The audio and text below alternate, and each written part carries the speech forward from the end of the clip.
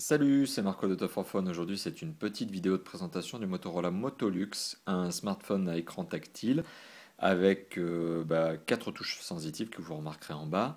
Donc, c'est un full tactile, c'est un smartphone qui se positionne en moyenne gamme chez Motorola. C'est un téléphone que l'on retrouve aujourd'hui à 260 euros sur le web, ce qui en fait un téléphone doté d'un très bon prix, positionné de manière très agressive sur le marché des smartphones.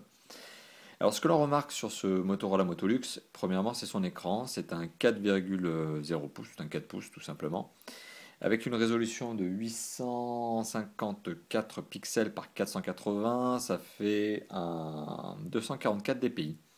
Alors, c'est un petit peu moins bon qu'un iPhone 4 et son écran Retina, mais ça reste malgré tout une très bonne résolution.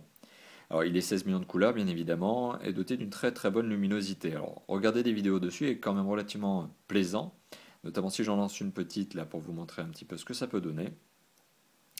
Alors, je vais lancer une petite vidéo. Voilà.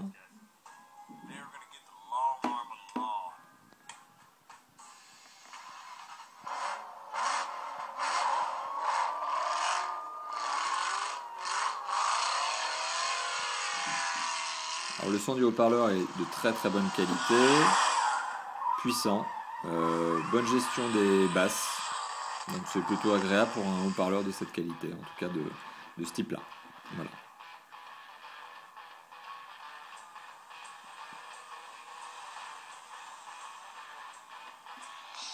Je vais accélérer un petit peu la vidéo pour vous permettre de voir un petit peu des images plus dynamiques.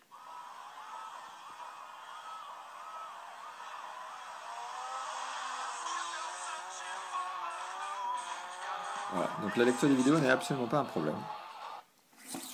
C'est un bon mobile et bien évidemment là je vous ai montré sur du YouTube, mais il a un lecteur MP3 vidéo photo qui vous permettra de regarder les vidéos, sachant qu'il lit pas mal de formats, notamment des formats. Alors il faut juste que je reprenne ma petite fiche, mais il lit notamment du DivX, c'est bien ça. Je voulais juste vérifier ça, mais il lit bien du DivX.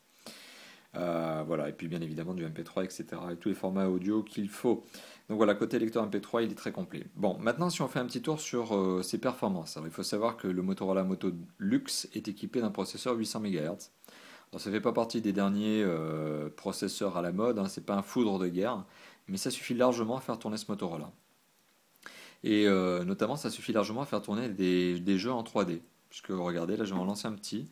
Et vous verrez qu'en termes de qualité, voilà, on n'a pas de problème. Juste le temps que le jeu démarre, un peu long. Voilà.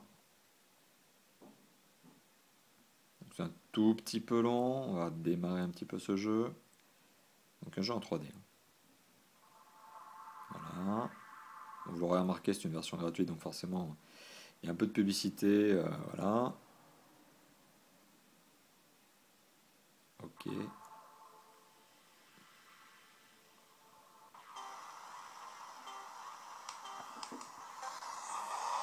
Alors vous l'aurez remarqué, il y a un accéléromètre sur ce téléphone.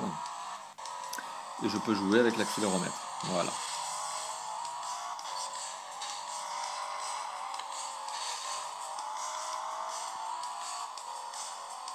Donc la 3D pose pas de problème, hein, les derniers jeux marchent très bien, il n'y a pas de souci là-dessus. Donc comme je vous l'ai évoqué, ça doit être un processeur de 800 MHz. Ça doit être un processeur de 800 MHz, les jeux tournent sans aucun problème dessus. Et donc comme je viens de vous l'évoquer, il y a un accéléromètre. D'ailleurs, si on parle de la connectivité, hormis l'accéléromètre, il y a une boussole et une puce GPS qui vous permettent de naviguer. Et alors ça tombe bien, parce que sur ce Motorola Moto Lux, il y a un logiciel de GPS qui est offert, puisque on est sur Android. Alors je reviendrai sur ce point-là, mais il y a forcément un navigation, donc c'est le Google Navigation, qui vous permettra d'avoir un logiciel GPS complètement gratuit. Alors il marche très bien ce Google Navigation. En plus, il utilise une fonction qui est le Pegman, c'est-à-dire que vous pouvez regarder un petit peu le trajet, enfin en tout cas vous pouvez avoir une vue hybride. Encore 1000 trajets, voilà, vous pouvez avoir une vue hybride. Il est en accéléromètre, donc il peut gérer la 3D. Il passe aussi en mode nuit. Enfin bon, un bon logiciel GPS et qui a le mérite d'être gratuit, donc ce qui vous évitera d'en acheter un nouveau. Pas besoin d'acheter un TomTom puisque celui-là est très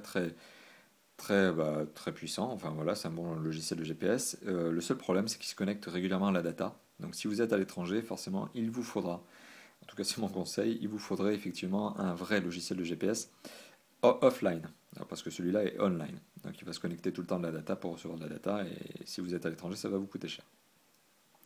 Voilà, donc comme je vous l'ai évoqué, forcément on est sur un Android, puisque je vous ai évoqué ce fameux Navigation qui est offert. On est sur un Android, donc on est sur un système d'exploitation qui est 100% Google, et on retrouve donc notamment toutes les applications de Google à la mode. Donc on a retrouvé du YouTube, comme je vous l'ai montré tout à l'heure, il y a du Maps, il y a du Talk, il y a du Gmail. Voilà, il y a toutes les applications Google à la mode, et il y en a d'autres, puisque aussi c'est un téléphone très connecté, puisqu'il y a du social media, avec Facebook et Twitter. Si on parle de la connectivité, justement, c'est un téléphone qui est équipé d'un quadriband, enfin qui est quadriband 3G, et bien évidemment, il est Wi-Fi comme tous les smartphones qui se respectent aujourd'hui, et Bluetooth. Donc voilà, il a vraiment toutes les composantes nécessaires à la connectivité. On trouve dessus d'ailleurs un jack 3.5 qui est sur le dessus du mobile, et un micro USB. D'ailleurs, si on fait un petit peu le tour du propriétaire, c'est un téléphone qui est très léger, puisque malgré son écran 4 pouces et malgré sa dimension, il fait uniquement 120 grammes, donc très léger. Moins d'un centimètre d'épaisseur, donc c'est un ultra plat. Il fait 11,6 cm de haut et 6,1 cm de large si mes souvenirs sont bons. C'est un téléphone qui tient très très bien en main, que ce soit une main masculine ou féminine, donc il est aussi adapté à un public féminin. Là-dessus, aucun problème.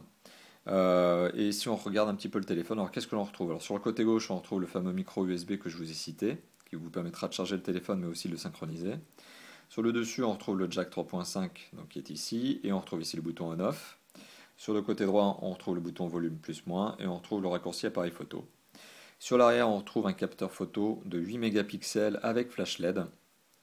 Et sur le bas, on ne retrouve pas grand-chose, si ce n'est ici, une LED. Alors en fait, il y a une LED de couleur. Alors ici, difficile de vous montrer un petit peu ce que ça peut donner, mais quand vous recevez des SMS, par exemple, quelconque message, quelconque notification, en fait, une LED ici va s'éclairer. Et par cette petite ouverture, vous montrez en fait une petite lumière. Voilà. Donc ça, c'est une LED de notification qui est en dessous, un petit peu à la BlackBerry. C'est très sympa d'ailleurs, c'est un petit peu le point positif de ce téléphone. C'est outre son écran et son prix très contenu, c'est ce système de notification par LED qui est en bas et qui est très sympa, qui rajoute une petite touche supplémentaire design, fun à ce téléphone. Alors je vous l'ai évoqué tout à l'heure, donc ce fameux capteur photo 8 mégapixels avec flash LED. C'est un capteur photo qui prend de bonnes photos. Il est juste un tout petit peu lent, l'autofocus a du mal à raccrocher la cible. Par contre, les photos sont de bonne qualité. C'est un vrai 8 mégapixels. Il a aussi une fonction caméra, donc une fonction caméra qui gère des vidéos en 640 pardon, par 480, qui ont un bon piqué, mais voilà, résolution un peu faible, c'est pas de la HD forcément. Le piqué est plutôt bon, la couleur est plutôt bonne, la luminosité aussi est bien gérée, mais voilà, c'est pas de la HD, donc ça prend des vidéos de petite taille. À regarder sur le téléphone, ça reste sympa. À regarder sur un ordinateur ou sur une télé, c'est moins cool. Donc c'est vraiment une petite caméra pour la dépanne. Par contre, l'appareil photo, voilà, lui est correct, prend de bonnes photos. Si on s'attarde un petit peu sur les fonctions multimédia d'ailleurs de ce téléphone, on a un lecteur MP3 dessus. Donc, comme je vous l'ai évoqué, le haut-parleur, je vous l'ai fait écouter, le haut-parleur est de bonne qualité. Donc là-dessus, pas de souci. Voilà. Le lecteur MP3 est relativement simple à utiliser, plutôt ergonomique. Et le lecteur MP3 est complété en fait d'une radio FM qui nécessite que vous branchiez le kit piéton. Alors ça tombe bien, parce que dans la boîte du Motolux, qui est là, donc, dans cette boîte, qu'est-ce qu'on retrouve? On retrouve le fameux câble micro USB qui vous permettra de synchroniser le téléphone, mais aussi un adaptateur secteur donc, qui vous permettra de charger le téléphone sur une prise électrique classique, format français, mais vous avez aussi ce format anglais si jamais vous l'achetez en format anglais. Il y a de la notice. Et il y a un kit piéton intra-auriculaire, tout simple, tout basique, mais qui a le mérite d'exister, qui a le mérite d'être là. Voilà, qui est proposé avec le téléphone. Et on retrouve aussi bien une carte micro SD de 2 gigaoctets. Alors 2 gigaoctets c'est un petit peu faible, à vous de voir si vous voulez en acheter.